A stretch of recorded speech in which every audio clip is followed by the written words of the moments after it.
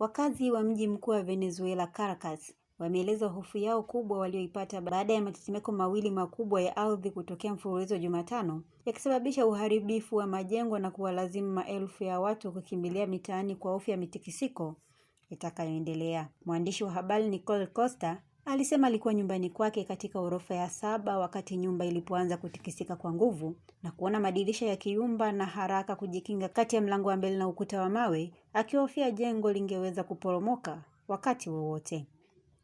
Kwa mujibu wa taarifa ya awali, tetemeko la kwanza lilikuwa na ukubwa wa kipimo cha 7.2 na la pili cha 7.5 katika kipimo cha Richter, yakitokea ndani ya sekunde chache, na hadi sasa huku idadi kamili waliofariki au kujeruhiwa bado haijajulikana, huku mamlaka zikiendelea kutathmini kiwango cha uharibifu. Costa alisema baada ya tetemeko hilo, majirani walitoka nje na kuwataka wakazi wote kuhama majumbani mwao. Aliongeza kuwa hata saa moja baada ya tukio hilo, watu wengi walikuwa wamekusanyika nje wakisubiri kujiridhisha kuwa hakuna mtikisiko mwingine ungejitokeza. Matetemeko hayo yalitokea siku ya mapumziko ya kitaifa nchini Venezuela, ambapo wananchi walikuwa wakikumbuka ushindi wa kihistoria wa vita vya Carabobo vya mwaka 1821 vilivyoongozwa na mashujaa wa uhuru Simón Bolívar dhidi ya utawala wa kikoloni wa Hispania.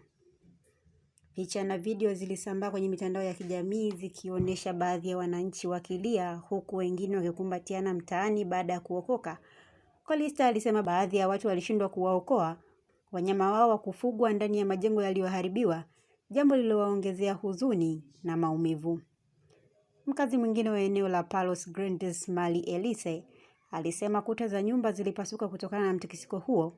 Pia alieleza kuwa baadhi ya nguzo za umeme zilianguka, hali iliyosababisha kukatika kwa umeme na mawasiliano katika maeneo kadhaa ya jiji hilo.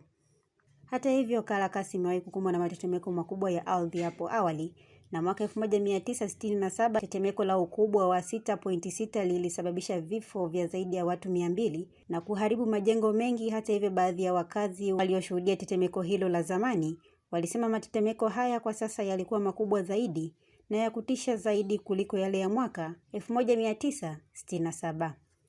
Endelea kufuatilia Mwananchi Digital kupata taarifa mbalimbali.